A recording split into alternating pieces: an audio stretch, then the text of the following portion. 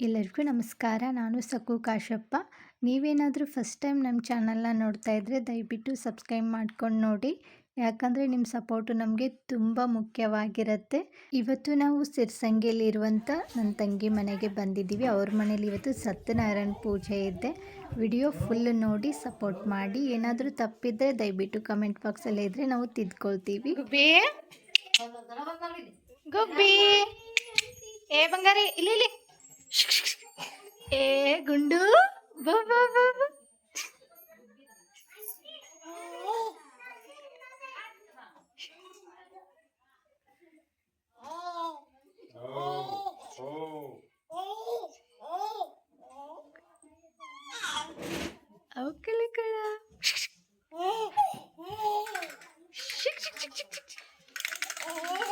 ನಾವು ಬರೋ ಅಷ್ಟರಲ್ಲೇ ಸತ್ಯನಾರಾಯಣ ಪೂಜೆ ಮಾಡೋದಕ್ಕೆ ಮಂಟಪ ಎಲ್ಲ ರೆಡಿ ಮಾಡಿ ಇಟ್ಕೊಂಡಿದ್ರು. ನೋಡಿ ತುಂಬ ಚೆನ್ನಾಗಿ ಕೂಡ ಅಲಂಕಾರ ಮಾಡಿದ್ರು.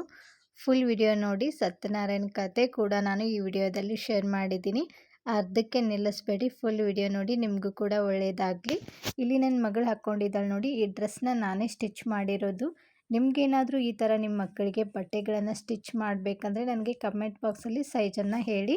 ನಾನು ಆ ಸೈಜಲ್ಲಿ ಈ ಬಟ್ಟೆನ ಯಾವ ಥರ ಕಟ್ ಮಾಡಬೇಕು, ಸ್ಟಿಚ್ ಮಾಡಬೇಕು ಅನ್ನೋದು ನಿಮಗೆ ಹೇಳ್ತೀನಿ. ಸತ್ಯನಾರಾಯಣ ಪೂಜೆಗೆ ತಂಗಿ ಮತ್ತು ತಂಗಿ ಗಂಡ ಕೂತ್ಕೊಳ್ತಾ ಇದ್ದರು.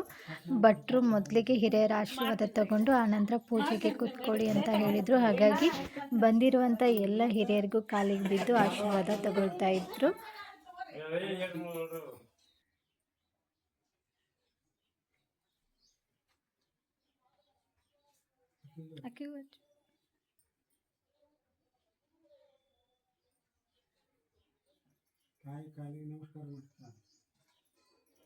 ಮಾಮ ನೀವು ಬಂದ್ಬಿಡ್ರಿ.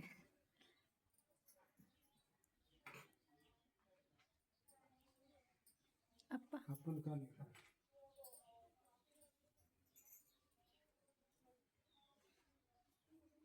ನಿಮ್ಮ ಮನೆ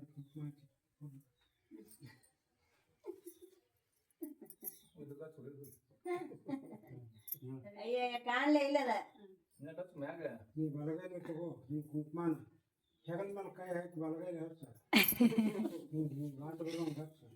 ಯಾರು ಫೋಟೋ ಹೊಡ್ಕೊತಿದ್ರು ಹೊಡ್ಕೊಡಿ. ಅಪ್ಪ ನಿಂದು ಫೋನ್ನಾಗ ಒಂದು ಇದು ನೋಡ್ಬೇಕಿಲ್ಲ. ನಮಸ್ಕಾರ. ಫೋಟೋ ಹೊಡಿಲಿಲ್ಲ ನಾನು. ನಸ್ಲಿಗೆ ಹಚ್ತಾರ, ಮ್ಯಾಗ ನಿಮಗೆ ಹಚ್ತಾರ.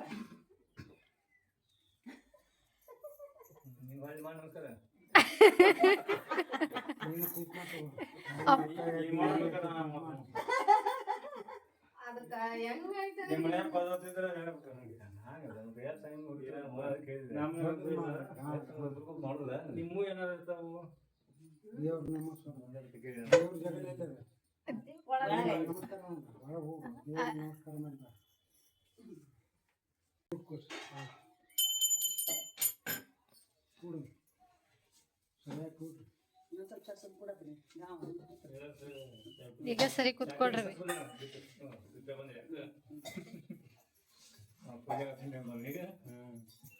ಕೇಶವಾಯ ನಮಃ ಸ್ವಹ ನೀರು ಕುಡಿಬೇಕಾ? ಕೇಶವಾಯ ನಮಃ ಸ್ವಹ, ನಾರಾಯಣ ನಮಃ ಸ್ವಹ,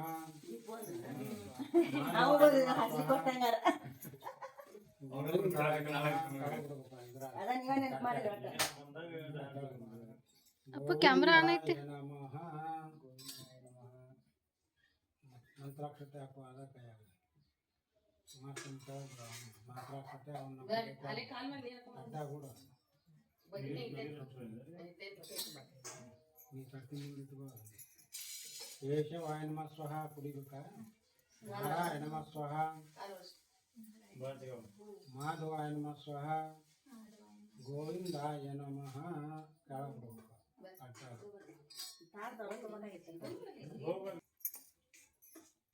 ಕೇಶವಾಯ ನಮಃ, ನಾರಾಯಣ ನಮಃ, ಮಾಧವಾಯ ನಮಃ, ಗೋವಿಂದಾಯ ನಮಃ, ವಿಷ್ಣುವಾಯ ನಮಃ, ಮಧುಸೂದನಾಯ ನಮಃ, ತ್ರಿವಿಕ್ರಮಾಯ ನಮಃ, ವಾಮನಾಯ ನಮಃ, ಶ್ರೀಧರಾಯ ನಮಃ, ಋಷಿಕೇಶಾಯ ನಮಃ, ಪದ್ಮನಾಭ.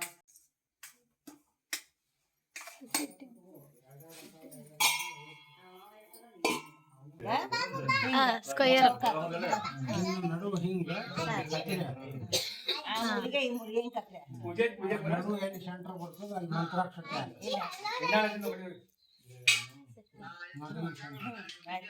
ಮಕ್ಕಳು ಸ್ವಲ್ಪ ಅವ್ರ ಮ್ಯಾಲಿನ ಬಾಯ್ತಿದ್ವಿ ಮಳೆ ಚೂರು ಮಾಡಿದ್ವಿ ಸಾಧನೆ ಸಮರ್ಪಯಾಮಿ ಆ ತುಳಸಿ ಎಲ್ಲ ಹಾಕದ ಸೌಟ್ ತಗೋ ಚಮಚೆ ಚಮಚೆ ಕೊಡು ಚಮಚೆಲಿ ಇದ್ರಾಗ ಎರಡು ಒಂದು ಚಮಚೆ ಇದ್ರಾಗ ಹಾಕು ಒಂದು ಚಮಚೆ ಇದ್ರಾಗ ಹಾಕು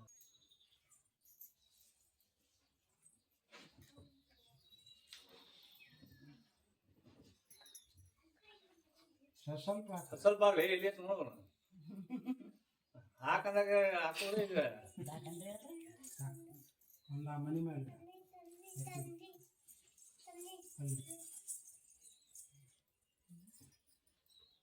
ಒಂದು ಗಣಪನಂತ ಜಗ ಇದ್ರೆ ಇಲ್ಲ ಈಚೆ ಕಡೆ ತಾಯಿ ಜಗ ಇದ್ರೆ ಇಡ ಹಳ್ಳಿ ಸಾಕು ನೈವೇದ್ಯ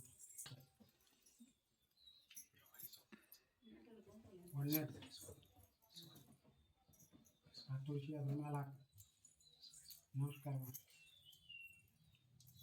ಅಪ್ಪ ಇದನ್ನ ಪ್ರಸಾದದ್ದು ಎತ್ತಿ ಬಿಡೋಣ ಅವು ಎಲೆ ಕಟ್ ಮಾಡಿ ತೋರಿಸಿದ ಮೇಲೆ ನನಗೆ ಸಣ್ಣ ಎಲೆ ಹಾಂ ಕೊಡು ಪಂಚಾಮೃತ ಕೊಡು ಪ್ರಾಪ್ತವಾಗುತ್ತದೆ ಅದನ್ನು ಪೂರ್ಣವಾಗಿ ಶ್ರವಣ ಮಾಡಬೇಕು ಎಂಬ ಇಚ್ಛೆ ಇದೆ ಅದನ್ನು ತಾವೇ ಮಾಡಬೇಕು ಸೂತರುವಂದರು ಭಗವಾನ್ ಕಮಲಾಪತಿ ತಪ್ಪು ತಿಳ್ಕೊಬೇಡ್ರಿ ಯಾರೂ ಒಂದು ಸ್ವಲ್ಪ ನೋಡೋದು ಬಾಯಿ ಮಾಡಬೇಡಿ ಒಂದು ಅರ್ಧ ತಾಸು ಪೂರ್ಣ ತಾಸು ಚಾಂದ್ರತಿಯಿಂದ ಕಟ್ಟಿದ್ದೀರಿ ದಯಮಾಡಿ ಬೈಲಿಕ್ಕೆ ಹೋಗ್ಬೇಡ್ರಿ ಯಾರನ್ನು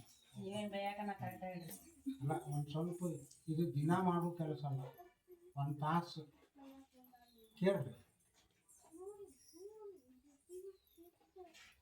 ಅದನ್ನು ಪೂರ್ಣವಾಗಿ ಶ್ರವಣ ಮಾಡಬೇಕು ಎಂಬ ಇಚ್ಛೆ ಇದೆ ಅದನ್ನು ತಾವೇ ಮಾಡಬೇಕು ಸೂತರು ಅಂದರು ಭಗವಾನ್ ಕಮಲಾಪತಿ ವಿಷ್ಣು ಇವರಿಗೆ ದೇವರ್ಷಿ ನಾರದರೆ ಇದನ್ನು ಹೇಳ್ತಾ ಇದ್ದಾರೆ ಆಗ ಭಗವಂತನು ದೇವರ್ಷಿಗೆ ಯಾವ ರೀತಿ ಹೇಳಿದರು ಹಾಗೆ ತಾವೆಲ್ಲರೂ ಶಾಂತ ರೀತಿಯಿಂದ ಲಕ್ಷ್ಯಗೊಟ್ಟು ಕೇಳಬೇಕು ಸೂತರು ಕಥೆಯನ್ನು ಹೇಳುವರು ಒಮ್ಮೆ ಭಕ್ತಿ ಯೋಗಿ ನಾರದರು ಪರೋಪಕಾರ ಮಾಡುವ ಇಚ್ಛೆಯಿಂದ ಬೇರೆ ಬೇರೆ ಲೋಕಗಳನ್ನು ಸಂಚಾರ ಮಾಡುತ್ತಾ ಮೃತ್ಯಲೋಕಕ್ಕೆ ಬಂದರು ಆಗ ಸ್ವಕರ್ಮದ ಪ್ರಭಾವದಿಂದ ನಾನಾ ಯೋನಿಗಳಲ್ಲಿ ಹುಟ್ಟಿ ಅನೇಕ ಪ್ರಕಾರದ ಕ್ಲೇಶಗಳನ್ನು ಅನುಭವಿಸುತ್ತಾ ಸಂತ್ರಸ್ತ ಜನರನ್ನು ಕಂಡು ಯಾವ ಉಪಾಯದಿಂದ ಈ ಲೋಕದ ದುಃಖ ಖಚಿತವಾಗಿ ನಷ್ಟವಾಗುವುದೋ ಅದನ್ನು ಮನಸ್ಸಿನಲ್ಲಿ ವಿಚಾರ ಮಾಡುತ್ತಾ ವಿಷ್ಣು ಲೋಕ ವೈಕುಂಠಕ್ಕೆ ತೆರಳುತ್ತಾ ಇದ್ದಾರೆ.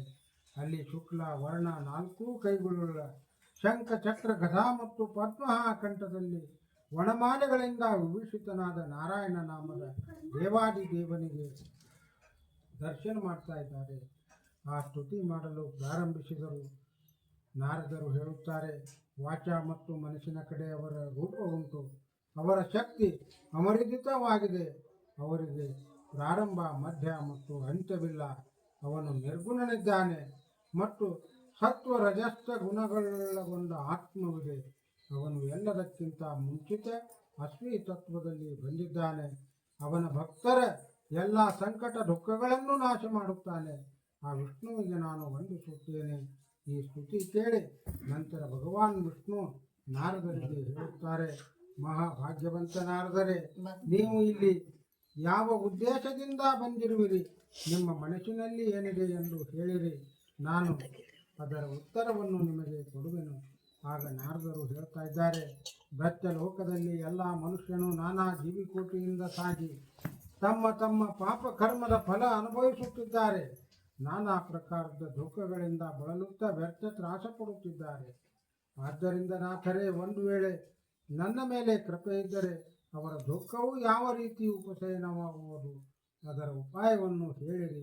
ನನಗೆ ಅದನ್ನು ಕೇಳುವ ಇಚ್ಛೆ ಇದೆ. ಆಗ ಭಗವಾನ್ ವಿಷ್ಣು ಹೇಳ್ತಾ ಇದ್ದಾರೆ, ವತ್ಸನೇ, ಜನರ ಮೇಲೆ ಕೃಪೆ ತೋರುವ ಇಚ್ಛೆಯಿಂದ ನೀನು ಒಳ್ಳೆಯದನ್ನೇ ಕೇಳಿದ್ದಿ. ಮನುಷ್ಯನು ಯಾವ ಉಪಾಯದಿಂದ ತನ್ನ ಮೋಹದಿಂದ ಮುಕ್ತನಾಗಲು ಸಾಧ್ಯವೋ ಆ ಉಪಾಯವನ್ನು ನಾನು ನಿನಗೆ ಹೇಳುತ್ತೇನೆ, ಕೇಳು. ವತ್ಸನೇ, ಸ್ವರ್ಗ ಹಾಗೂ ಮೃತ್ಯ ಲೋಕದಲ್ಲಿ ದುರ್ಬಲವಾದ ಮಹಾಪುಣ್ಯದಾಯಿ ವ್ರತವೊಂದು ಇನ್ನೂ ಗುಪ್ತವಾಗಿದೆ. ಆದರೆ ನಿನ್ನ ಮೇಲಿನ ಪ್ರೀತಿಗೋಸ್ಕರ ನಿನ್ನ ಮುಂದೆ ಈಗ ಪ್ರಕಟಗೊಳಿಸುತ್ತೇನೆ. ಅದೇ ಸತ್ಯನಾರಾಯಣ ವ್ರತ. ಅದು ಯಥಾಯೋಗ ವಿಧಿಯಂತೆ ಮಾಡಿದರೆ ಮನುಷ್ಯನು ಕೂಡಲೇ ಸುಖ ಪ್ರಾಪ್ತವಾಗಿ ಪರಲೋಕದಲ್ಲೂ ಮೋಕ್ಷ ಪ್ರಾಪ್ತವಾಗುವುದು. ದೇವರ ಮಾತುಗಳನ್ನು ಕೇಳಿ ನಾರದ ಮುನಿಯು ಹೇಳುತ್ತಾರೆ, ಆ ವ್ರತದ ಫಲ ಯಾವುದು, ಅದರ ವಿಧಾನವೇನು, ಹಾಗೆ ಆ ವ್ರತ ಮಾಡಿದವರಾರು, ಆ ವ್ರತ ಯಾವಾಗ ಮಾಡಬೇಕು, ಇದೆಲ್ಲ ವಿಸ್ತಾರವಾಗಿ ಹೇಳಬೇಕು. ಆಗ ಭಗವಾನ್ ವಿಷ್ಣು ಹೇಳುತ್ತಾರೆ, ಈ ವ್ರತ ಕಷ್ಟ ಧನ್ಯ ಇತ್ಯಾದಿಗಳ ನಶಿಸುವಂತಹದ್ದು, ಧನಧಾನ್ಯಗಳಿಂದ ಸಮೃದ್ಧಿ ಮಾಡುವಂತಹದ್ದು, ಸೌಭಾಗ್ಯ ಮತ್ತು ಸಂತತಿ ಕೊಡುವುದು, ಎಲ್ಲ ಕಡೆಗೂ ವಿಜಯ ಪ್ರಾಪ್ತಿ ಮಾಡುವುದು. ಯಾವ ದಿನ ಮನುಷ್ಯನು ಶ್ರದ್ಧಾ ಮತ್ತು ಭಕ್ತಿ ತುಂಬಿದ ಮನಸ್ಸಿನಿಂದ ಬ್ರಾಹ್ಮಣ ಮತ್ತು ಆಪ್ತ ಬಂಧುಗಳೊಂದಿಗೆ ಧರ್ಮತ್ಪರೆಯಿಂದ ರಾತ್ರಿ ಎಂದರೆ ಸಾಯಂಕಾಲದ ಪ್ರಾರಂಭ ಕಾಲದಲ್ಲಿ ಸತ್ಯನಾರಾಯಣ ಪೂಜೆ ಮಾಡಬೇಕು. ಹಾಲು, ತುಪ್ಪ, ಗೋಧಿ ರವ, ಸಕ್ಕರೆ, ಬಾಳೆಹಣ್ಣು ಪ್ರಮಾಣದಲ್ಲಿ ಸಮಭಾಗವಾಗಿ ತೆಗೆದುಕೊಂಡು ಭಕ್ತಿ ಭಾವನೆಯಿಂದ ಉತ್ತಮವಾದ ಪ್ರಸಾದವನ್ನು ತಯಾರಿಸಿ ಅದನ್ನು ಅರ್ಪಿಸಬೇಕು. ವಿಶೇಷವಾಗಿ ಕಲಿಯುಗದಲ್ಲಿ ಭೂತಕಾಲದ ಮೇಲೆ ಇದು ಸುಖ ಪ್ರಾಪ್ತಿ ಸುಲಭವಾದ ಮತ್ತು ಅಲ್ಪ ಉಪಾಯವಾಗಿದೆ. ಸ್ಕಂದ ಪುರಾಣ ರೇವಾಖಂಡೆ ಸತ್ಯನಾರಾಯಣ ಕಥೆ ಪ್ರಥಮ ಅಧ್ಯಾಯ ಸಮಾಪ್ತವಾಯಿತು. ಹರಿ ನಮೋ ನಮಃ. ಸ್ವಲ್ಪ ಅರ್ಶನ ಕುಂಕುಮ ಅಲ್ಲೇ ಕೂತ್ಕೊಳ್ಳಿ. ನೀನು ಏಸು ನಮ್ಮ ಕೈ ಕಮಿಟಿ ಅರ್ಶನ ಕುಂಕುಮ 2 ಮಂತ್ರಾಕ್ಷತೆ 1 ಹೂವು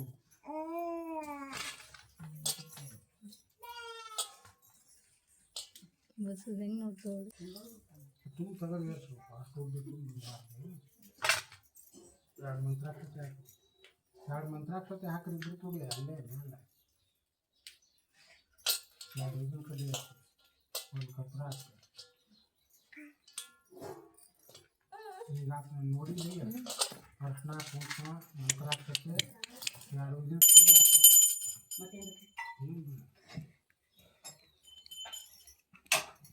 ಹೇಳ್ತಾ ಇದ್ದಾರೆ, ಹೇ ದ್ವಿಜನಾರದ, ಈಗ ಮೊದಲು ಈ ವ್ರತವನ್ನು ಯಾರು ಮಾಡಿದರು ಇದನ್ನು ಕೂಡ ಕೇಳಬೇನು. ರಮ್ಯವಾದ ಕಾಶಿ ನಗರದಲ್ಲಿ ಒಬ್ಬ ಅತ್ಯಂತ ದರಿದ್ರನಾದ ಬ್ರಾಹ್ಮಣ ಇದ್ದ. ಅವನು ಹಸಿವೆ ಮತ್ತು ನೀರಡಿಕೆಯಿಂದ ಬಳಲುತ್ತಾ ದಿನಂಪ್ರತಿ ತಿರುಗಾಡುತ್ತಿದ್ದ. ಆಗ ಬ್ರಾಹ್ಮಣರನ್ನು ಅಕ್ಕರೆಯಿಂದ ಕಾಣುವ ದೇವನು ಆ ಬ್ರಾಹ್ಮಣನನ್ನು ನೋಡಿ ದುಃಖಿತನಾದ. ಸ್ವತಃ ಮುದುಕ ಬ್ರಾಹ್ಮಣ ವೇಷವನ್ನು ಧರಿಸಿ ಆ ಬ್ರಾಹ್ಮಣನಿಗೆ ಆಧಾರದಿಂದ ಹೇಳತೊಡಗಿದ, ಹೇ ವಿಪ್ರ, ದಿನಂಪ್ರತಿ ಪೃಥ್ವಿಯ ಮೇಲೆ ಅತ್ಯಂತ ದುಃಖದಿಂದ ಏಕೆ ತಿರುಗಾಡುತ್ತಿರುವೆ? ಅದೆಲ್ಲವನ್ನು ನಾನು ನಿನಗೆ ಹೇಳಬೇಕಾಗಿದೆ. ಹೇ ಶ್ರೇಷ್ಠ ಬ್ರಾಹ್ಮಣನೇ, ಅದೆಲ್ಲ ನೀನು ನನಗೆ ಹೇಳು. ಆಗ ಬ್ರಾಹ್ಮಣನು ಹೇಳ್ತಾ ಇದ್ದಾನೆ, ನಾನು ಅತಿಶಯ ದರಿದ್ರ ಬ್ರಾಹ್ಮಣನಾಗಿದ್ದೆ, ಭಿಕ್ಷಕ್ಕೋಸ್ಕರ ತಿರುಗಾಡುತ್ತಿದ್ದೆ. ಮಹಾಶಯರೇ, ಇದರ ಬಗ್ಗೆ ನಿಮ್ಮಲ್ಲಿ ಯಾವುದೇ ಉಪಾಯವಿದ್ದಲ್ಲಿ ದಯವಿಟ್ಟು ನನಗೆ ಹೇಳಿ ಅನ್ನಲು ಆಗ ಮುದುಕ ಬ್ರಾಹ್ಮಣ ಎಂದರೆ ಸ್ವತಃ ದೇವರೇ ಅವನಿಗೆ ಹೇಳ್ತಾ ಇದ್ದಾನೆ, ಸತ್ಯನಾರಾಯಣ ಮನ ಇಚ್ಛಿತ ಫಲವನ್ನು ಕೊಡುವವನಾಗಿದ್ದಾನೆ. ಆ ಉತ್ತಮವಾದ ವ್ರತವನ್ನು ಮಾಡಿದಲ್ಲಿ ಮನುಷ್ಯನು ಎಲ್ಲ ದುಃಖದಿಂದಲೂ ಮುಕ್ತನಾಗುವನು. ಆ ವ್ರತವೆಂದರೆ ಸತ್ಯನಾರಾಯಣ ವ್ರತ. ಆ ಪೂಜೆಯನ್ನು ನೀನು ಮಾಡು. ನಂತರ ವ್ರತದ ಸರಿಯಾದ ವಿಧಾನವನ್ನು ಕೂಡ ವೃದ್ಧರಿಗೆ ತಿಳಿಸಿ. ಬ್ರಾಹ್ಮಣ ರೂಪಿ ಸತ್ಯನಾರಾಯಣನು ಅಲ್ಲೇ ಅದೃಶ್ಯನಾದ.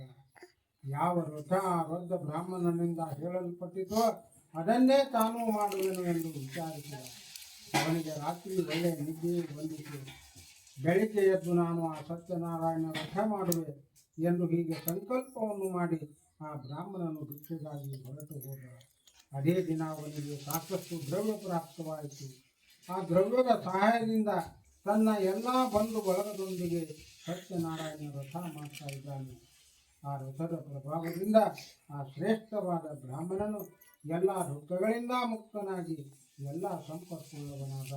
ಅಂದಿನಿಂದ ಬ್ರಾಹ್ಮಣನು ಸಮಯಕ್ಕೆ ಸರಿಯಾಗಿ ಪ್ರತಿ ತಿಂಗಳಿಗೊಮ್ಮೆ ಆ ವ್ರತವನ್ನು ಮಾಡಿ ಎಲ್ಲ ಪಾಪಗಳಿಂದ ಮುಕ್ತನಾಗಿ ದುರ್ಲಭವಾದ ಮೋಕ್ಷವನ್ನು ಪ್ರಾಪ್ತಿ ಮಾಡಿಕೊಂಡ.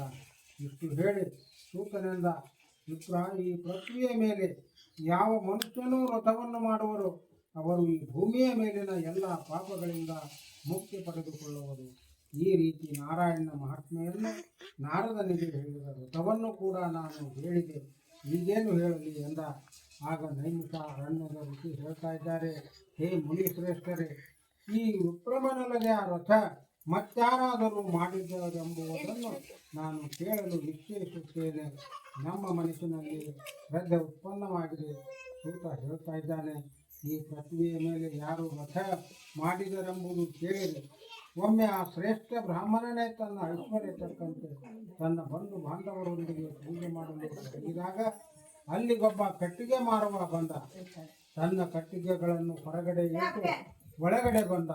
ಹಸಿವೆ ಮತ್ತು ನೀರಡಿಕೆಯಿಂದ ಬಳಲುತ್ತಿದ್ದ ಆತನ ಬ್ರಾಹ್ಮಣನನ್ನು ರಥದಲ್ಲಿ ಮಗ್ನವಾದದ್ದನ್ನು ಕಂಡು ಆಗ ಬ್ರಾಹ್ಮಣನು ದೇವರನ್ನು ನಮಸ್ಕರಿಸುತ್ತಾ ಹೇಳ್ತಾ ಇದ್ದಾನೆ, ಹೇ ಪ್ರಭು, ನೀವು ಇದೇನು ಮಾಡುತ್ತಿರುವಿರಿ?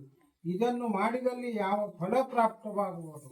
ಇದರ ಬಗ್ಗೆ ನನಗೆ ಎಲ್ಲ ವಿವರಿಸಿ ಹೇಳಿ, ಇದನ್ನು ನನ್ನ ವಿನಂತಿ. ಆಗ ಬ್ರಾಹ್ಮಣನು ಹೇಳ್ತಾ ಇದ್ದಾನೆ, ಹೇ, ಇದು ಸತ್ಯನಾರಾಯಣ ವ್ರತವಾಗಿದೆ ಮತ್ತು ಇದು ನಮ್ಮ ಎಲ್ಲ ಇಷ್ಟ ಕಾಮನೆಗಳನ್ನು ಈಡೇರಿಸುತ್ತದೆ. ನನಗೆ ಅವನ ಕೃಪೆಯಿಂದಲೇ ಇಷ್ಟೆಲ್ಲ ಧನ ಧಾನ್ಯಗಳ ಲಭಿಸಿವೆ. ಆಗ ಆ ಕಟ್ಟಿ ಸಮಾಪ್ತವಾಯಿತು. ಹರಿಯೇನ್ ನಮೋ ನಮಃ. ಆಗಲೇ ಅಮ್ಮಂದು ಹಂಗೆ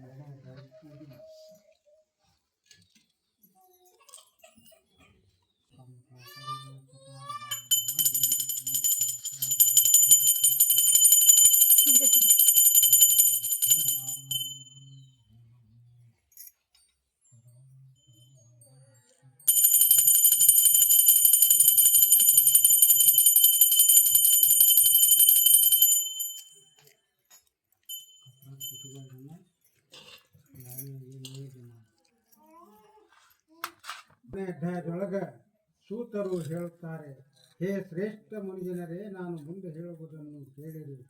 ಹಿಂದೆ ಉಲ್ಕಾಮುಖನೆಂಬ ಹೆಸರಿನ ರಾಜನಿದ್ದ.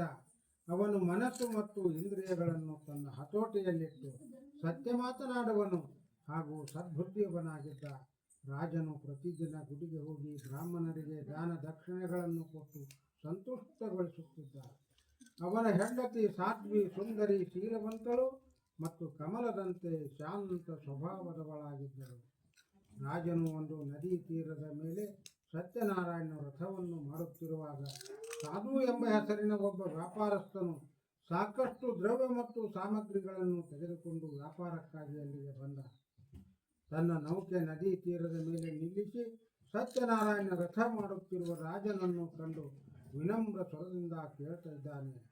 ಸಾಧು ಹೇಳಿದ, ಮಹಾರಾಜರೇ, ಭಕ್ತಿ ಚಿತ್ತದಿಂದ ತಾವಿದನ್ನು ಏನು ಮಾಡುತ್ತಿರುವಿರಿ? ಇದನ್ನು ನನಗೆ ಸ್ಪಷ್ಟವಾಗಿ ಹೇಳಿರಿ, ನನಗೆ ಕೇಳುವ ಆಸೆಯಾಗಿದೆ. ರಾಜನು ಹೇಳ್ತಾ ಇದ್ದಾನೆ, ಇದು ಅತುಳ ತೇಜಸ್ವಿ ವಿಷ್ಣುವಿನ ಪೂಜಾ ರಥ, ಸಜ್ಜನರ ಸಮೇತ ಪುತ್ರಾಧಿಕರ ಪ್ರಾಪ್ತಿಗೋಸ್ಕರ ಮಾಡಲಾಗುವುದು. ರಾಜನ ಮಾತು ಕೇಳಿ ವ್ಯಾಪಾರಿ ಸಾಧು ಆಧಾರದಿಂದ ಹೇಳ್ತಾ ಇದ್ದಾನೆ, ಹೇ ರಾಜ, ತಾವು ಎಲ್ಲವನ್ನೂ ನನಗೆ ತಿಳಿಸಿ ಹೇಳಬೇಕು. ತಾವು ಹೇಳಿದಂತೆ ನಾನು ಕೂಡ ಮಾಡುವೆ. ನನಗೂ ಸಂತತಿ ಇಲ್ಲ.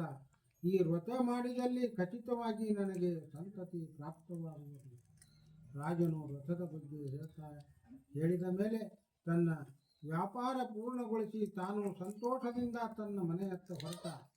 ಅವನು ತನ್ನ ಪತ್ನಿಗೆ ಸಂತತಿದಾಯಿ ರಥದ ಬಗ್ಗೆ ಹೇಳ್ತಾ ಇದ್ದಾನೆ. ಸಂತತಿ ಪ್ರಾಪ್ತವಾದ ಬಳಿಕ ನಾನು ಆ ರಥ ಮಾಡುತ್ತೇನೆ ಎಂದನು. ಹೀಗೆ ಲೀಲಾವತಿ ಹೆಸರಿನ ತನ್ನ ಪತ್ನಿಗೆ ಸಾಧು ಹೇಳ್ತಾ ಇದ್ದಾನೆ. ಹೀಗೆ ಆ ಸತಿ ಸಾಧ್ವಿ ಧರ್ಮಾನುಸಾರ ತನ್ನ ಪತಿಯೊಂದಿಗೆ ಸಂತೋಷದ ಚಿತ್ತದಿಂದ ಇರುವಾಗ ಅವಳು ಗರ್ಭಿಣಿಯಾದಳು. 10ನೇ ತಿಂಗಳಲ್ಲಿ ಅವಳಿಗೆ ಕನ್ಯಾರತ್ನ ಪ್ರಾಪ್ತವಾಯಿತು. ಆ ಕನ್ಯಾರತ್ನ ಶುಕ್ಲ ಪಕ್ಷದ ಚಂದ್ರನಂತೆ ದಿನದಿಂದ ದಿನಕ್ಕೆ ಬೆಳೆಯ ಹತ್ತಿತು. ಅದಕ್ಕೆ ಕಲಾವತಿ ಎಂದು ನಾಮಕರಣ ಮಾಡಲಾಯಿತು. ಆಮೇಲೆ ಲೀಲಾವತಿ ತನ್ನ ಗಂಡನಿಗೆ ಮಧುರವಾಗಿ ಹೇಳ್ತಾ ಇದ್ದಾಳೆ, ತಾವು ಮುಂಚಿತವಾಗಿ ನಿರ್ಧರಿಸಲಾದ ವ್ರತವನ್ನು ಏಕೆ ಮಾಡುವುದಿಲ್ಲ? ಆಗ ವ್ಯಾಪಾರಸ್ಥ ಸಾಧು ಹೇಳಿದ, ಪ್ರಿಯ, ಈ ಕನ್ಯೆ ವಿವಾಹ ಕಾಲದಲ್ಲಿ ಆ ವ್ರತ ಮಾಡುತ್ತೇನೆ. ಹೀಗೆ ತನ್ನ ಪತ್ನಿಗೆ ಆಶ್ವಾಸನೆಯನ್ನು ಕೊಟ್ಟು ಪಟ್ಟಣಕ್ಕೆ ಹೊರಟು ಹೋದ. ಹೀಗೆ ಕಲಾವತಿ ತನ್ನ ತಂದೆಯ ಮನೆಯಲ್ಲಿ ಬೆಳೆಯಲು ಹತ್ತಿದಳು. ತನ್ನ ಮಗಳು ವಿವಾಹ ಯೋಗ್ಯವಾದದ್ದನ್ನು ಕಂಡು ಮಿತ್ರರೊಡನೆ ವಿಚಾರಿಸಿ ತನ್ನ ದೂತನಿಗೆ ಪಟ್ಟಣಕ್ಕೆ ಕಳುಹಿಸಿದ. ತನ್ನ ಮಗಳಿಗಾಗಿ ಯೋಗ್ಯನಾದ ವರವನ್ನು ಹುಡುಕಲು ಅವನಿಗೆ ಹೇಳಿದ. ಅವನು ಕಾಂಚನವೆಂಬ ನಗರಕ್ಕೆ ಹೋಗಿ ಆ ನಗರದಿಂದ ಆ ದೂತನು ಒಬ್ಬ ವ್ಯಾಪಾರಸ್ಥನ ಮಗನನ್ನು ಕರೆದುಕೊಂಡು ಬಂದು ಆ ಸುಂದರವಾದ ವ್ಯಾಪಾರಸ್ಥನ ಮಗನನ್ನು ಕಂಡು ಆ ಸಾಧು ವ್ಯಾಪಾರಸ್ಥ ಸಂತುಷ್ಟ ಮನಸ್ಸಿನಿಂದ ತನ್ನ ಬಂಧುಗಳನ್ನು ಕರೆಯಿಸಿ ವಿಧಿಪೂರ್ವಕವಾಗಿ ತನ್ನ ಮಗಳ ಮದುವೆಯನ್ನು ಮಾಡಿ ತನ್ನ ಮಗಳ ಕನ್ಯಾದಾನ ಮಾಡ್ತಾ ಇದ್ದಾನೆ. ದುರ್ದೈವದಿಂದ ಮಗಳ ವಿವಾಹ ಕಾಲದಲ್ಲಿಯೂ ಅವನಿಗೆ ಸತ್ಯನಾರಾಯಣ ವ್ರತ ಮರೆತೇ ಹೋಯಿತು. ಆದ್ದರಿಂದ ಸತ್ಯನಾರಾಯಣ ಅವನ ಮೇಲೆ ಕೋಪಿತನಾದ. ಆಮೇಲೆ ವ್ಯಾಪಾರ ಉದ್ಯೋಗದಲ್ಲಿ ಕುಶಲವಾದ ಸಾಧು ತನ್ನ ಅಳಿಯನೊಂದಿಗೆ ವ್ಯಾಪಾರಕ್ಕಾಗಿ ಹೊರಟ. ಕೂಡಲೇ ಸಮುದ್ರಕ್ಕೆ ಹತ್ತಿರವಾದ ರತ್ನಸಾರ ಎಂಬ ರಮ್ಯವಾದ ಸ್ಥಳಕ್ಕೆ ಸಾಧು ಮತ್ತು ಅವನ ಅಳಿಯ ತಲುಪಿದರು. ಆ ಸಾಧು ವ್ಯಾಪಾರಿ ತನ್ನ ಪ್ರತಿಜ್ಞೆಯಿಂದ ಭ್ರಷ್ಟವಾದದ್ದನ್ನು ಕಂಡು ಅವನಿಗೆ ದೊಡ್ಡ ದಾರುಣಾಕಾರವಾದ ಕಷ್ಟ ದುಃಖ ಪ್ರಾಪ್ತವಾಗಲೆಂದು ಸತ್ಯನಾರಾಯಣ ಶಾಪ ಕೊಟ್ಟು ಬಿಟ್ಟ. ಒಂದು ದಿನ ಅಳಿಯ ಮಾವ ಯಾವ ಊರಲ್ಲಿ ವ್ಯಾಪಾರಕ್ಕಾಗಿ ಬಂದು ಇಳಿದಿದ್ದರು, ಅಲ್ಲೇ ರಾಜನ ಸಂಪತ್ತನ್ನು ಕಳುವು ಮಾಡಿದ ಕಳ್ಳನು ಓಡುತ್ತಾ ಆ ಸಂಪತ್ತನ್ನು ಸಾಧು ಇದ್ದಲ್ಲಿಯೇ ಇಟ್ಟು ಓಡಿ ಹೋಗ್ತಾ ಇದ್ದಾರೆ. ಸಾಧು ವ್ಯಾಪಾರಸ್ಥ ಇದ್ದಲ್ಲಿಯೇ ರಾಜದೂತರು ಬಂದರು.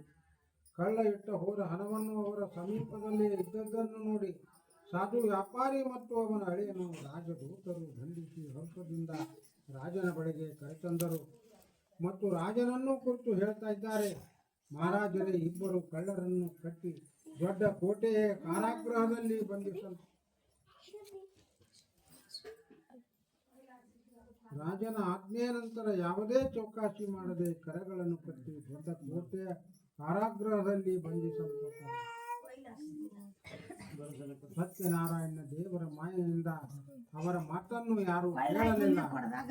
ಅವರ ಸಂಪತ್ತನ್ನು ಕೂಡ ರಾಜನು ತನ್ನ ದರ್ಶನಕ್ಕೆ ತೆಗೆದುಕೊಂಡು ಸತ್ಯನಾರಾಯಣ ದೇವರ ಶಾಪದಿಂದ ಸಾಧು ವ್ಯಾಪಾರಿ ಮನೆಯಲ್ಲಿದ್ದ ಹಣ ಕೂಡ ಕಳ್ಳರು ದೋಚಿಕೊಂಡರು. ಅವರ ಹೆಂಡತಿ ಲೀಲಾವತಿ ಅತಿಶಯ ದುಃಖದಿಂದ ಸಂಕಟ ಮತ್ತು ಬಾಧೆಗಳಿಂದ ಸೋತು ಹೋಗಿ ಹಸಿವೆ ನೀರಡಿಕೆಯಿಂದ ಬಳಲುತ್ತಾ ಭಿಕ್ಷೆ ಬೇಡುತ್ತಾ ಅಲೆದಾಡಲು ಪ್ರಾರಂಭಿಸಿದಳು. ಕಲಾವತಿಯು ಕೂಡ ಹಾಗೆ ಅಲೆದಾಡುತ್ತಾ ಹೊರಟಾಗೊಮ್ಮೆ ಒಬ್ಬ ಬ್ರಾಹ್ಮಣನ ಮನೆಯಲ್ಲಿ ಸತ್ಯನಾರಾಯಣ ವ್ರತ ನಡೆದಿತ್ತು ಕಂಡಳು. ಅಲ್ಲಿ ಕುಳಿತು ಸತ್ಯನಾರಾಯಣ ಕಥೆಯನ್ನು ಶ್ರವಣ ಮಾಡಿ ಮನಸ್ಸಿನಲ್ಲೇ ನಾರಾಯಣನ ಕಡೆ ಹೊರಬೇಡಿ ಪ್ರಸಾದವನ್ನು ಭಕ್ಷಿಸಿ ರಾತ್ರಿ ತನ್ನ ಮನೆಗೆ ಹೋದಳು.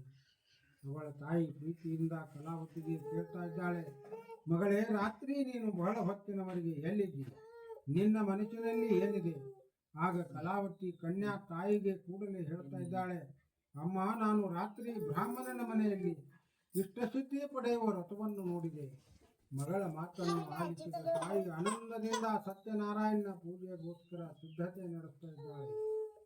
ಅವಳು ತನ್ನ ಆಪ್ತ ಬಾಂಧವರೊಂದಿಗೆ ಸತ್ಯನಾರಾಯಣನ ಪೂಜೆಯನ್ನು ಮಾಡಿದಳು ಮತ್ತು ತನ್ನ ಗಂಡ ಹಾಗೂ ಅಳಿಯ ಬೇಗನೆ ಮನೆಗೆ ಹಿಂದಿರುಗಲಿ, ತನ್ನ ಗಂಡನ ಹಾಗೂ ಅಳಿಯನ ಎಲ್ಲ ಅಪರಾಧಗಳನ್ನು ಕ್ಷಮಿಸಬೇಕು ಎಂದು ಸತ್ಯನಾರಾಯಣ ದೇವರಿಗೆ ಮೇಲಿಂದ ಮೇಲೆ ಪ್ರಾರ್ಥಿಸುತ್ತಿದ್ದಾಳೆ. ಆ ವ್ರತದಿಂದ ಸತ್ಯನಾರಾಯಣ ಸಂತುಷ್ಟನಾದ. ಚಂದ್ರಕೇತು ರಾಜನಿಗೆ ದೇವರ ಕನಸಿನಲ್ಲಿ ದರ್ಶನ ಕೊಟ್ಟು ಹೇಳ್ತಾ ಇದ್ದಾರೆ, ಹೇ ನಟಶ್ರೇಷ್ಠ, ನಾಳೆ ಮುಂಜಾನೆ ಬಂದಿಗೃಹದಲ್ಲಿ ಬಂಧಿಸಿಟ್ಟ ಆ ಎರಡೂ ವ್ಯಾಪಾರಿಗಳಿಗೆ ಬಂಧನದಿಂದ ಮುಕ್ತಗೊಳಿಸು. ಅವರಿಂದ ಎಷ್ಟು ಸಂಪತ್ತನ್ನು ನೀನು ವಶಪಡಿಸಿಕೊಂಡಿದ್ದೀಯೋ ಅದನ್ನು ಹಿಂದಿರುಗಿಸು. ಇಲ್ಲವಾದರೆ ನಾನು ನಿನ್ನ ರಾಜ ಸಂಪತ್ತು ಪುತ್ರರನ್ನು ನಾಶಗೊಳಿಸುತ್ತೇನೆ. ರಾಜನಿಗೆ ಹೀಗೆ ಹೇಳಿ ಸತ್ಯನಾರಾಯಣನು ಅದೃಶ್ಯನಾದ. ನಂತರ ರಾಜನ ಮುಂಜಾವಿನಲ್ಲಿ ಎದ್ದು ತನ್ನ ಜನರೊಂದಿಗೆ ಸಭೆಯಲ್ಲಿ ಕುಳಿತುಕೊಂಡು ಎಲ್ಲ ಜನರಿಗೆ ತನಗೆ ರಾತ್ರಿ ಕಂಡ ಕನಸಿನ ಬಗ್ಗೆ ಹೇಳ್ತಾ ಇದ್ದಾನೆ. ಬಂದಿ ಮಾಡಲ್ಪಟ್ಟ ವ್ಯಾಪಾರಿ ಮತ್ತು ವ್ಯಾಪಾರಿ ಅಳಿಯನಿಗೆ ಮುಕ್ತ ಮಾಡುವಂತೆ ಆಜ್ಞೆಯನ್ನು ಕೊಟ್ಟ. ರಾಜನ ಆಜ್ಞೆಯಂತೆ ಅವರು ವ್ಯಾಪಾರಿ ಮತ್ತು ಅಳಿಯನನ್ನು ಮುಕ್ತಗೊಳಿಸಿದರು ಮತ್ತು ಅವರಿಬ್ಬರನ್ನು ರಾಜನ ಎದುರಿಗೆ ಉಪಸ್ಥಿತ ಮಾಡಿ ಹೇಳ್ತಾ ಇದ್ದಾರೆ, ಮಹಾರಾಜರೇ, ಬೇಡಿಗಳ ಬಂಧನದಿಂದ ಮುಕ್ತಗೊಳಿಸಿ ಆ ವ್ಯಾಪಾರಿ ಮತ್ತು ಅವನ ಅಳಿಯನನ್ನು ತಂದಿದ್ದೇವೆ. ಆಗ ನಟಶ್ರೇಷ್ಠ ಚಂದ್ರಕೇತುವಿಗೆ ಈ ಇಬ್ಬರು ವ್ಯಾಪಾರಿಗಳು ನಮಸ್ಕರಿಸಿದರು. ಪೂರ್ವದ ಎಲ್ಲ ವೃತ್ತಾಂತವನ್ನು ಮನಸ್ಸಿನಲ್ಲೇ ಇಟ್ಟು ಭಯಭೀತಗೊಂಡು ಅವರು ಒಂದು ಶಬ್ದ ಸಹ ಮಾತಾಡಲಿಲ್ಲ.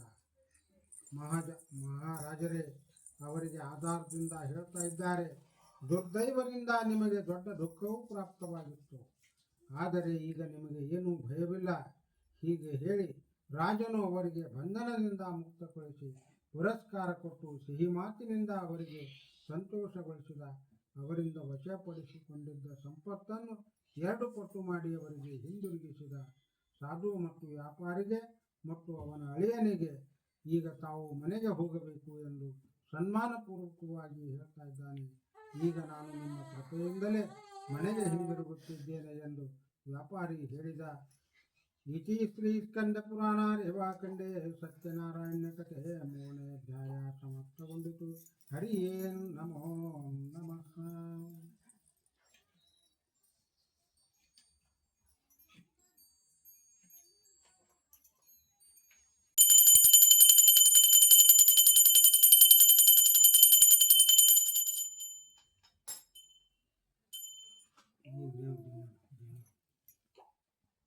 ನಾಲ್ಕನೇ ಅಧ್ಯಾಯದೊಳಗೆ ನೈಮಿಷ ಅರಣ್ಯದಲ್ಲಿ ಸೂತರು ಋಷಿಯ ಮುಂದೆ ಹೇಳುತ್ತಾರೆ. ಆಮೇಲೆ ಆ ಸಾಧು ವ್ಯಾಪಾರಸ್ಥ ಬ್ರಾಹ್ಮಣರಿಗೆ ಧನ ದಾನ ಕೊಟ್ಟು ಮತ್ತು ಶುಭ ಆಶೀರ್ವಾದವನ್ನು ಪ್ರಾಪ್ತ ಮಾಡಿಕೊಂಡು ತನ್ನ ಯಾತ್ರೆಯನ್ನು ಪೂರ್ತಿಗೊಳಿಸಿ ತನ್ನ ಊರಿಗೆ ಮರಳಿ ಹೊರಡ್ತಾ ಇದ್ದಾನೆ. ಆ ಸಾಧು ವ್ಯಾಪಾರಿ ಸ್ವಲ್ಪ ದೂರ ಹೋದ ಬಳಿಕ ಸತ್ಯನಾರಾಯಣನು ದಂಡಧಾರಿ ಸನ್ಯಾಸಿ ವೇಷದಲ್ಲಿ ಅವನ ಬಳಿಗೆ ಬಂದು ಕೇಳ್ತಾ ಇದ್ದಾನೆ, ಸಾಧು, ನಿನ್ನ ಹಡಗದಲ್ಲಿ ಯಾವ ಮಾಲನ್ನು ತುಂಬಲ್ಪಟ್ಟಿದೆ? ಆಗ ಉನ್ನತವಾದ ವ್ಯಾಪಾರಿಗಳು ಹಾಸ್ಯ ಮಾಡುತ್ತಾ ಹೇಳ್ತಾ ಇದ್ದಾರೆ, ಯಾಕೋ ಸನ್ಯಾಸಿ, ನಿನಗೇನು ಬೇಕು? ನಮ್ಮ ದ್ರವ್ಯವನ್ನು ತೆಗೆದುಕೊಂಡು ಹೋಗುವ ಇಚ್ಛೆ ಇದೆಯೋ ಏನೋ? ನನ್ನ ಹಡಗದಲ್ಲಿ ಕೇವಲ ಬಳ್ಳಿ ಮತ್ತು ಎಲೆಗಳ ತುಂಬಿದೆ. ಅವರ ಕಠೋರವಾದ ಸಂಭಾಷಣೆಯನ್ನು ಕೇಳಿ ನಿಮ್ಮ ಮಾತು ನಿಜವಾಗಲಿ ಎಂದು ಹೇಳಿ ಆ ಸಾಧು ಸಮುದ್ರ ತೀರದ ಸ್ವಲ್ಪ ದೂರದಲ್ಲಿ ಹೋಗಿ ನಿಂತ. ಆ ಸನ್ಯಾಸಿ ಹೋದ ನಂತರ ತನ್ನ ದಿನದ ಕರ್ಮವನ್ನು ಮುಗಿಸಿ ಸಾಧು ವ್ಯಾಪಾರಿ ತನ್ನ ಹಡಗದ ಕಡೆ ನೋಡ್ತಾ ಇದ್ದಾನೆ. ಅದು ಹಗುರವಾಗಿ ಮೇಲೆ ಬಂದಿತ್ತು. ಆದ ಕಾರಣ ಅವನಿಗೆ ಬಹಳ ಆಶ್ಚರ್ಯವಾಯಿತು. ಹಡಗದಲ್ಲಿ ಬಳ್ಳಿ ಮತ್ತು ಎಲೆಗಳ ತುಂಬಿದ್ದನ್ನು ಕಂಡು ಮೂರ್ಛಿತನಾಗಿ ಭೂಮಿಯ ಮೇಲೆ ಬಿದ್ದ. ನಂತರ ಅರಿವು ಬಂದ ಮೇಲೆ ಚಿಂತಾಗ್ರಸ್ತನಾದ. ಆ ಸಮಯದಲ್ಲಿ ಅವನ ಅಳಿಯ ಬಂದನು. ಚಿಂತೆ ಏಕೆ ಮಾಡುತ್ತೀ? ಸನ್ಯಾಸಿ ಶಾಪ ಕೊಟ್ಟಿದ್ದಾನೆ. ಅವನಿಂದಲೇ ಏನಾದರೂ ಮಾಡಲು ಸಾಧ್ಯ, ಇದರಲ್ಲಿ ಏನೂ ಸಂಶಯವಿಲ್ಲ. ಆದ್ದರಿಂದ ಅವನಿಗೆ ಶರಣು ಹೋಗೋಣ, ಆಗ ನಮ್ಮ ಮನಸ್ಸಿನಂತೆ ಆಗಲು ಸಾಧ್ಯ. ಹಳೆಯನ ವಚನಗಳನ್ನು ಕೇಳಿ ಸಾಧು ವ್ಯಾಪಾರಿ ಆಗ ಸನ್ಯಾಸಿಯ ಬಳಿಗೆ ಹೋಗಿ ಅವನನ್ನು ಕಂಡು ಭಕ್ತಿಯಿಂದ ನಮಸ್ಕರಿಸಿ ಅದರಿಂದ ಹೇಳ್ತಾ ಇದ್ದಾರೆ, ನಾನು ನಿಮ್ಮ ಮುಂದೆ ಯಾವ ದುರ್ವಚನವನ್ನು ಮಾತನಾಡಿದೆನೋ ಅದಕ್ಕೆ ನನ್ನನ್ನು ಕ್ಷಮಿಸಿರಿ. ಮೇಲಿಂದ ಮೇಲೆ ಅವನ ಕಾಲನ್ನು ಹಿಡಿದು ನಮಸ್ಕರಿಸಿ ಶೋಕಲಾರಂಭಿಸಿದರು. ಅವರು ಅಳುತ್ತಿರುವುದನ್ನು ಕಂಡು ಸನ್ಯಾಸಿ ಹೇಳ್ತಾ ಇದ್ದಾನೆ, ಅಳಬೇಡ. ನನ್ನ ಪೂಜೆಯಿಂದ ವಿಮುಖವಾದಲ್ಲಿ ನನ್ನ ಆಜ್ಞೆಯಿಂದಲೇ ಹೇ ಬುದ್ಧಿಹೀನನೇ ನಿನಗೆ ಮೇಲಿಂದ ಮೇಲೆ ದುಃಖ ಪ್ರಾಪ್ತವಾಯಿತು. ಭಗವಂತನ ಮಾತುಗಳನ್ನು ಕೇಳಿ ದೇವರ ಸ್ತುತಿ ಮಾಡಲು ಸಿದ್ಧನಾದ ಸಾಧು ವ್ಯಾಪಾರಿ ಹೇಳಿದ, ಹೇ ಪ್ರಭು, ಬ್ರಹ್ಮದೇವಾದಿಕರು ಕೂಡ ನಿನ್ನ ಮಾಯೆಯಿಂದ ಮೂಢರಾಗಿ ನಿನ್ನ ರೂಪ ಮತ್ತು ಗುಣವನ್ನು ತಿಳಿದುಕೊಳ್ಳುವುದಲ್ಲ. ಇದು ಕೂಡ ಆಶ್ಚರ್ಯಕರವಾದ ಸಂಗತಿಯೇ. ಮತ್ತು ನಾನು ಮೂಢನೇ. ನಿನ್ನ ಮಾಯೆಯಲ್ಲಿ ಮೋಹಿತನಾದ ನಾನು ನಿನ್ನ ಮಹಿಮೆಯನ್ನು ಹೇಗೆ ತಾನೇ ತಿಳಿದುಕೊಳ್ಳಲು ಸಾಧ್ಯ? ಪ್ರಸನ್ನನಾಗು. ಯಥಾಶಕ್ತಿ ನಾನು ನಿನ್ನ ಪೂಜೆಯನ್ನು ಮಾಡುವೆ. ಮೊದಲು ನನ್ನ ಬಳಿಯಿದ್ದ ಸಂಪತ್ತೆಲ್ಲ ತಿರುಗಿ ನನಗೆ ಸಿಗಲಿ. ನಾನು ನಿನಗೆ ಶರಣಾಗಿದ್ದೇನೆ, ನನ್ನನ್ನು ಕ್ಷಮಿಸು. ಅವನ ಈ ಭಾವಪೂರ್ಣವಾದ ಮಾತನ್ನು ಕೇಳಿ ಸನ್ಯಾಸಿ ರೂಪವನ್ನು ತಾಳಿದ ಜನಾರ್ದನ ವಿಷ್ಣು ಸಂತುಷ್ಟನಾದ. ಅವನ ಇಚ್ಛೆಯಂತೆ ವರವನ್ನು ಕೊಟ್ಟು ಹರಿ ಅಲ್ಲಿಯೇ ದೃಶ್ಯನಾದ. ಆಮೇಲೆ ಸಂಪತ್ತಿನಿಂದ ಕೂಡಿದ ಹಡಗವನ್ನು ಕಂಡು ಅದರ ಮೇಲೆ ಕುಳಿತು ಸಾಧು ವ್ಯಾಪಾರಿ, ಸತ್ಯದೇವರ ಕೃಪೆಯಿಂದ ನನ್ನ ಇಚ್ಛೆ ಪೂರ್ಣಗೊಂಡಿತು ಹೀಗೆ ಹೇಳಿ ತನ್ನ ಆಪ್ತರೊಂದಿಗೆ ಸತ್ಯನಾರಾಯಣ ಪೂಜೆ ಮಾಡಿ ಸತ್ಯದೇವರ ಪ್ರಸಾದದಿಂದ ಪೂರ್ಣ ಆನಂದಿತಗೊಂಡು ಪ್ರಯತ್ನಪೂರ್ವಕ ನೌಕೆಯನ್ನು ಜೋಡಿಸಿ ತನ್ನ ದೇಶಕ್ಕೆ ಹೋದ. ನಂತರ ಸಾಧು ವ್ಯಾಪಾರಿ ತನ್ನ ಅಳಿಯನಿಗೆ ಹೇಳ್ತಾ ಇದ್ದಾನೆ, ನನ್ನ ರತ್ನಪುರಿ ನೋಡಬೇಕು. ಹೀಗೆ ಹೇಳಿ ತನ್ನ ದ್ರವ್ಯ ರಕ್ಷಕ ದೂತನನ್ನು ಮುಂದೆ ಕಳಿಸ್ತಾ ಇದ್ದಾನೆ. ಆ ದೂತ ನಗರದಲ್ಲಿ ಹೋಗಿ ಸಾಧು ವ್ಯಾಪಾರಿ ಹೆಂಡತಿಗೆ ಭೇಟಿಯಾದ. ಕೈಜೋಡಿಸಿ ಉಚಿತವಾದ ವಚನಗಳನ್ನು ಮಾತನಾಡಿದ. ಸಾಧು ಮಹಾಜನ ತಮ್ಮ ಹಳೆಯ ಬಂಧುವರ್ಗ ಮತ್ತು ಅಪಾರವಾದ ದ್ರವ್ಯ ಸಮೇತ ನಗರದ ಸಮೀಪದಲ್ಲಿ ತಲುಪಿದ್ದಾರೆ. ದೂತನ ಮಾತನ್ನು ಕೇಳಿ ಹರ್ಷಿತಗೊಂಡು ತನ್ನ ಮಗಳಿಗೆ ಹೇಳಿದಳು, ಸತ್ಯನಾರಾಯಣ ಪೂಜೆ ಮಾಡು. ನಾನು ಅವರ ದರ್ಶನಕ್ಕೋಸ್ಕರ ಹೊರಟಿದ್ದೆ, ಬೇಗನೆ ಹೋಗು. ತಾಯಿಯ ಮಾತನ್ನು ಕೇಳಿ ಮಗಳ ರಥವನ್ನು ಮುಕ್ತಾಯಗೊಳಿಸಿ ಗಡಿಬಿಡಿಯಿಂದ ಪ್ರಸಾದವನ್ನು ತೆಗೆದುಕೊಳ್ಳದೆ ಹಾಗೇ ತನ್ನ ಗಂಡನನ್ನು ಭೇಟಿಯಾಗಲು ಹೊರಡ್ತಾ ಇದ್ದಾಳೆ. ಅದರಿಂದ ದೇವರ ಕೋಪಿತಗೊಂಡು ಅವಳ ಗಂಡನನ್ನು ಹಡಗ ಮತ್ತು ಸಂಪತ್ತಿನ ಸಮೇತವಾಗಿ ನೀರಲ್ಲಿ ಮುಳುಗಿಸಿಬಿಟ್ಟ. ಆಗ ತನ್ನ ಗಂಡ ಕಾಣದೆ ಇದ್ದುದರಿಂದ ಕಲಾವತಿ ಶೋಕದಿಂದ ಅಳುತ್ತಾ ನೆಲದ ಮೇಲೆ ಕುಳಿತಳು. ನೌಕೆ ಮುಳುಗಿ ತನ್ನ ಮಗಳ ದುಃಖವನ್ನು ಕಂಡು ಆ ಸಾಧು ವ್ಯಾಪಾರಿ ನಾವಿಕ ಇದೇನು ವಿಪರೀತವಾದದ್ದು ನಡೆಯುತ್ತಲ್ಲ ಎಂದು ಚಿಂತಿಸಿದ. ತನ್ನ ಮಗಳ ದುಃಖಪಡುವುದನ್ನು ಕಂಡು ಲೀಲಾವತಿ ಅಳುತ್ತಾ ತನ್ನ ಗಂಡನಿಗೆ ಹೇಳ್ತಾ ಇದ್ದಾಳೆ, ಅಳೆಯ ಒಮ್ಮಿಂದೊಮ್ಮೆಲೆ ಆಕಸ್ಮಿಕವಾಗಿ ಅದೃಶ್ಯ ಹೇಗಾದರೂ, ಯಾವ ದೇವರನ್ನು ಮರೆತೆವೆಂದು ನೌಕೆ ನಷ್ಟವಾಯಿತು ಯಾರು ಬಲ್ಲರು, ಸತ್ಯ ದೇವರ ಮಹಿಮೆ ಯಾರು ಬಲ್ಲರು, ಹೀಗೆಂದು ತನ್ನ ಜನರೊಂದಿಗೆ ಅಳಲು ಪ್ರಾರಂಭಿಸಿದಳು. ಕಲಾವತಿಯು ತನ್ನ ಮಡಿಲಲ್ಲಿ ಅಡಗಿಸಿಕೊಂಡು ಜೋರಾಗಿ ಅಳಲು ಪ್ರಾರಂಭಿಸಿದಳು. ಪತಿಯ ಮರಣದ ನಂತರ ಕಲಾವತಿ ಅತ್ಯಂತ ದುಃಖಿತಳಾಗಿ ಗಂಡನ ಪಾದಕೆಗಳ ಸಮೇತವಾಗಿ ಸತಿ ಹೋಗಲು ನಿಶ್ಚಯ ಮಾಡ್ತಾ ಇದ್ದಾಳೆ. ಆ ಸಾಧು ವ್ಯಾಪಾರಿ ತನ್ನ ಮಗಳ ಶೋಕದ ವರ್ತನೆಯನ್ನು ಕಂಡು ಧರ್ಮಜ್ಞನಿಂದ ವಿಚಾರ ಮಾಡ್ತಾ ಇದ್ದಾನೆ. ಈ ನೌಕೆಯನ್ನು ಸತ್ಯ ದೇವರೇ ಅದೃಶ್ಯ ಮಾಡಿರಬಹುದೇ? ಅವನ ಮಾಯ ಕಾರಣದಿಂದಲೇ ನಾನು ಗೊಂದಲಲ್ಲಿ ಸಿಲುಕಿದ್ದೇನೆ. ನಂತರ ಈಗ ನಾನು ಯಥಾಶಕ್ತಿ ಸತ್ಯ ದೇವರ ಪೂಜೆ ಮಾಡುತ್ತೇನೆ ಎಂದು ಹೇಳಿದ. ಮತ್ತು ಸತ್ಯ ದೇವರಿಗೆ ಮೇಲಿಂದ ಮೇಲೆ ಭೂಮಿಯ ಮೇಲೆ ಸಾಷ್ಟಾಂಗ ನಮಸ್ಕಾರ ಮಾಡಲು ಪ್ರಾರಂಭಿಸಿದ.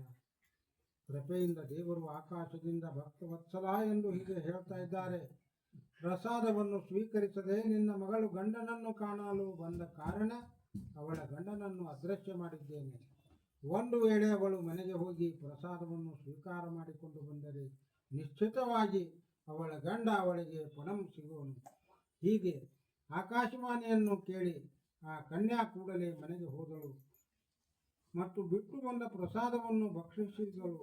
ನಂತರ ಅವಳು ಪುನಃ ಮರಳಿದಾಗ ಆಕೆಗೆ ಅವಳ ಗಂಡ ಕಂಡ. ನಂತರ ಕಲಾವತಿ ತನ್ನ ತಂದೆಗೆ ಹೇಳ್ತಾ ಇದ್ದಾಳೆ, ಈಗ ಬೇಗನೆ ಮನೆಗೆ ಹೋಗಬೇಕು, ವಿಳಂಬ ಬೇಕೆ? ಮಗಳ ಮಾತು ಕೇಳಿ ವ್ಯಾಪಾರಿ ಸಂತೋಷಗೊಂಡು ಸತ್ಯದೇವರ ಯಥಾಶಾಸ್ತ್ರ ಪೂಜೆ ಮಾಡಿ ತನ್ನ ಸಂಪತ್ತು ಮತ್ತು ಬಂಧುಗಳೊಡನೆ ಮನೆಗೆ ಮರಳುತ್ತಾ ಇದ್ದಾನೆ. ಹುಣ್ಣಿಮೆ ಮತ್ತು ಸಂಕ್ರಮಣ ಸತ್ಯದೇವರ ಪೂಜೆ ಮಾಡುತ್ತಾ ಇದ್ದಾನೆ. ಇಹಲೋಕದಲ್ಲಿ ಸುಖವನ್ನು ಪಡೆದು ಸತ್ಯದೇವರ ಪುರ ಎಂದರೆ ವಿಷ್ಣು ಲೋಕಕ್ಕೆ ಹೋದ ಇತಿ ಸ್ಕಂದ ಪುರಾಣ ರೇವಾಖಂಡೆ ಸತ್ಯನಾರಾಯಣ ಕಥೆ 4ನೇ ಅಧ್ಯಾಯ ಸಮಾಪ್ತವಾಯಿತು. ಹರಿಯೇ ನಮೋ ನಮಃ.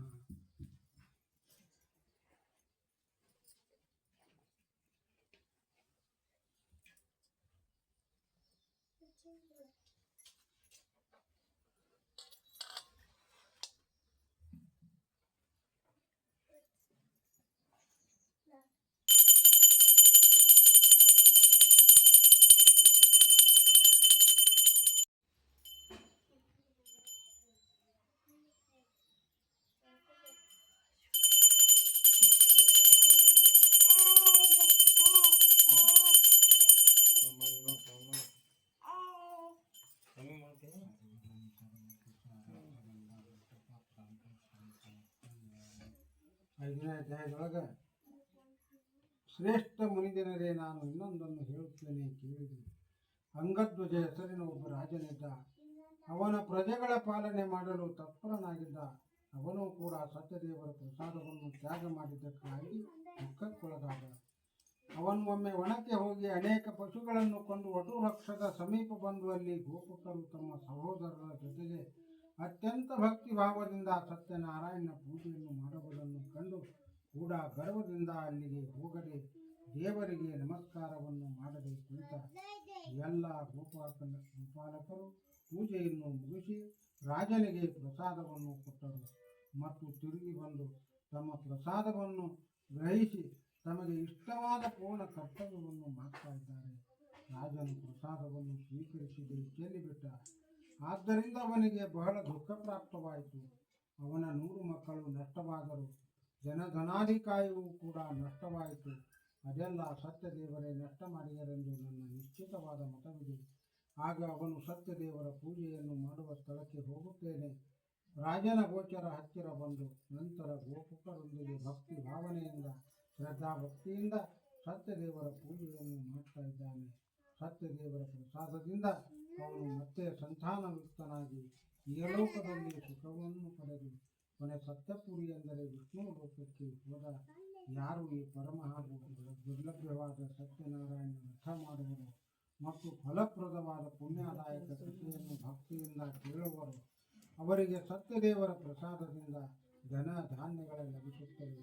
ದರಿದ್ರನಿಗೆ ಧನ ಪ್ರಾಪ್ತಿಯಾಗುವುದು, ಬಂಧನದಲ್ಲಿದ್ದವನು ಬಂಧನದಿಂದ ಮುಕ್ತನಾಗುತ್ತಾನೆ, ಭಯಗ್ರಸ್ತನು ಭಯದಿಂದ ಮುಕ್ತನಾಗುತ್ತಾನೆ. ಇದರಲ್ಲಿ ಯಾವ ಸಂಶಯವೂ ಇಲ್ಲ. ಅವನು ಇಷ್ಟವಾದ ಫಲವನ್ನು ಪಡೆದು ಕೊನೆಗೆ ವಿಷ್ಣು ಲೋಕಕ್ಕೆ ಹೋದ. ಹೇ ಬ್ರಾಹ್ಮಣನೇ, ಈ ವ್ರತವನ್ನು ಮಾಡಿ ಮಾನವನು ಎಲ್ಲ ದುಃಖಗಳಿಂದ ಮುಕ್ತನಾಗುವನು ಮತ್ತು ಅದನ್ನೇ ನಾನು ನಿಮಗೆ ಹೇಳಿದ್ದೇನೆ. ಹೀಗೆ ಈ ವ್ರತವನ್ನು ಮುಂಚೆ ಯಾರು ಮಾಡಿದರೂ ಅವರ ನಂತರ ಜನ್ಮವು ಶ್ರೇಷ್ಠ ಮುನಿಗಳೇ ಕೇಳಿದೆ. ಶತಾನಂದ ಹೆಸರಿನ ವಿದ್ವಾಂಸನು ಸುಧಾಮ ಎಂಬ ಬ್ರಾಹ್ಮಣನಾಗಿ ಹುಟ್ಟಿದ. ಆ ಜನ್ಮದಲ್ಲಿ ಶ್ರೀಕೃಷ್ಣನ ಧ್ಯಾನ ಮಾಡಿ ಮೋಕ್ಷವನ್ನು ಪಡೆದ. ಕಟ್ಟಿಗೆ ಮಾರುವನು ಮುಂದಿನ ಜನ್ಮಕ್ಕೆ ಬಿಲ್ಲರಾಜನು ಗುಹ ಎಂದು ಜನ್ಮ ತಾಳಿದ. ಆ ಜನ್ಮಕ್ಕೆ ರಾಮನ ಸೇವೆಯನ್ನು ಮಾಡಿ ಮುಕ್ತನಾದ. ಉಲ್ಕಾಮುಖನು ಮುಂದಿನ ಜನ್ಮಕ್ಕೆ ದಶರಥನಾದ ಮತ್ತು ಭಗವಂತನ ಭಕ್ತಿಯನ್ನು ಮಾಡಿ ವೈಕುಂಠಕ್ಕೆ ಹೋದ. ಸಾಧು, ವ್ಯಾಪಾರಿ, ಸತ್ಯ ಪ್ರತಿಜ್ಞೆ ಮತ್ತು ಧರ್ಮಶೀಲ ಮಯೂರ್ಧ್ವಜರಾಜನಾದ. ತನ್ನ ಅರ್ಧ ಶರೀರವನ್ನು ಕತ್ತರಿಸಿ ದಾನ ಮಾಡಿ ಮೋಕ್ಷ ಪ್ರಾಪ್ತಿ ಮಾಡಿಕೊಂಡ. ಅಂಗಧ್ವಜನೆಂಬ ರಾಜನು ಸ್ವಯಂಭುವ ಮನು ಎಂಬ ಜನ್ಮ ತಾಳಿ ತನ್ನ ಉಪದೇಶ ಅನೇಕರಿಗೆ ಭಗವದ್ಭಕ್ತಿಯನ್ನು ಪ್ರದಾನ ಮಾಡಿ ವೈಕುಂಠಕ್ಕೆ ಹೋದ. ವಿಶೇಷವಾಗಿ ಕಲಿಯುಗದಲ್ಲಿ ಸತ್ಯನಾರಾಯಣನ ಪೂಜಾ ಫಲಪ್ರದವಾಗಿದೆ.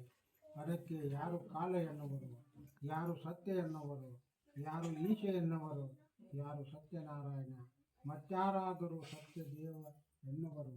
20 ಕಲಿಯುಗದಲ್ಲಿ ಸನಾತನ ನಾನಾ ರೂಪಗಳನ್ನು ತಾಳಿ ಎಲ್ಲರ ಇಷ್ಟಾರ್ಥಗಳನ್ನು ಈಡೇರಿಸುವನಾಗಿದ್ದಾನೆ.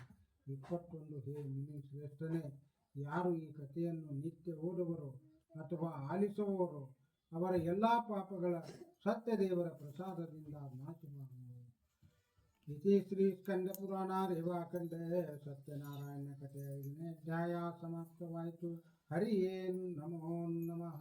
ವ್ಯಾಸ ಪೂಜೆ ಮಾಡಬೇಕು, ವ್ಯಾಸ ಪೂಜೆ ಪುಸ್ತಕ ಪೂಜೆ ಮಾಡಬೇಕು. ಅದಕ್ಕೆ ಅರ್ಶಿನ ಕುಂಕುಮ ಇರಿಸು. ಆ ಎಲೆ ತೆಗಿಯೋದು ಪ್ರಸಾದ ಬೇರೆ ತೆಗಿ ಹೇಳ್ತೀನಿ. ಈ ತಾಟ್ನಾಗ ಇಡೋದು, ಅಲ್ಲೇ ತಾಟ್ನಾಗ ಆರತಿ ತಾಟ್ ಮುಂದೆ ಉದ್ಯೋಗ ಬಂತು. ಹಾಂ ಅಷ್ಟೇ ಇರಲಿ. ಅದ್ರ ಮ್ಯಾಲೆ ಪುಸ್ತಕ ಇಡಿ. ಸ್ವಲ್ಪ ಒಣ ಅರ್ಶಿನ ಕುಂಕುಮ ಏರಿಸಿದ್ವಿ. ಅದು ಮಂತ್ರಾಕ್ಷತೆ ಹಾಕು. ಅದ್ರಾಗ ಒಂದು 5 ರೂಪಾಯಿದು ಕಾಯಿನ್ನಿಂದು ಅಡಿಕೆಯಲ್ಲಿ ಉಳಿಯೋದನ್ನು ಪುಸ್ತಕದ ಮೇಲೆ ಇಡಿ.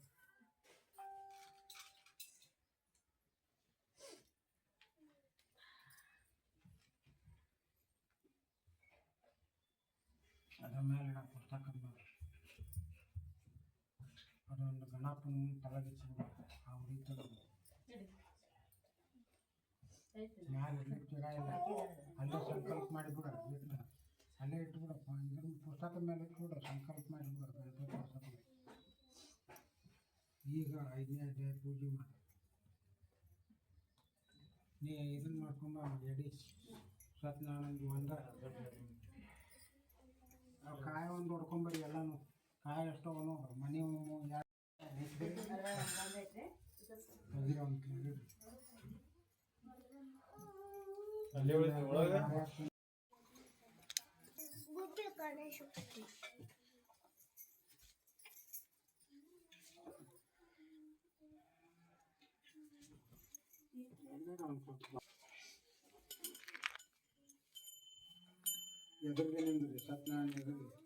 वार्ता विघ्नाची नुर्वी पूर्वी प्रेम कृपादळाची सर्वांगी सुंदर उट सिंदुराची कंठे जळके माळ मुक्त फळाची जय देव जय मंगल मूर्ते दर्शन मात्रे मान स्मरणे मात्रे मान कामना पूर्ती जय देव रत्न खचित फळ तुझे गौरी कुवरा चंदनाची ओटी कुंकुम केशरा हिरे जटित मुकुटा शोभा तो भोरा जन जनते नो पुरे चरणी फागरिया जय देव जय मंगल मूर्ते दर्शन मात्रे मन स्मरणे मात्रे मन कामन पूर्ति जय देव लंबोदर पीतांबर परिवर वंदना सरल चोंड वक्र चोंड त्रिनयन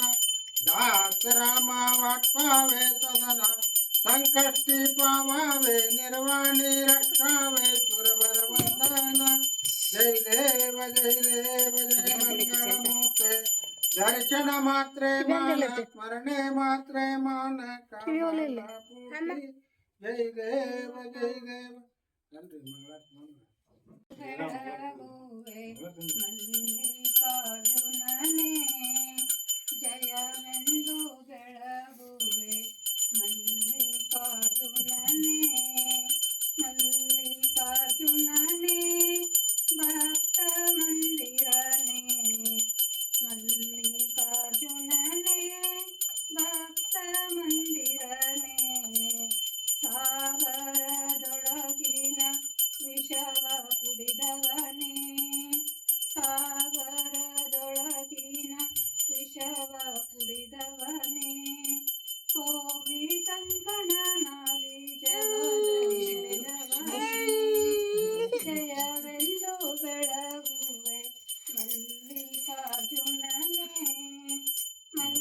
ಮಲ್ಲಿಕಾರ್ಜುನನೇ ಭಕ್ತ ಮಂದಿರನೇ ಮಲ್ಲಿಕಾರ್ಜುನನೇ ಭಕ್ತ ಮಂದಿರನೇ ಸಿರಿಯಾಳ ಸುತನ ಮಂಪ ಬೆಡಿದವನೇ ಸಿರಿಯಾಳ ಸುತನ ಮಂಪ ಬೆಡಿದವನೇ ಶರಣೆ ನಂಬಿಕನ ಭಕ್ತಿ ಒಲಿದವನೇ ಜಯವೆಂದು ಬೆಳಗುವೆ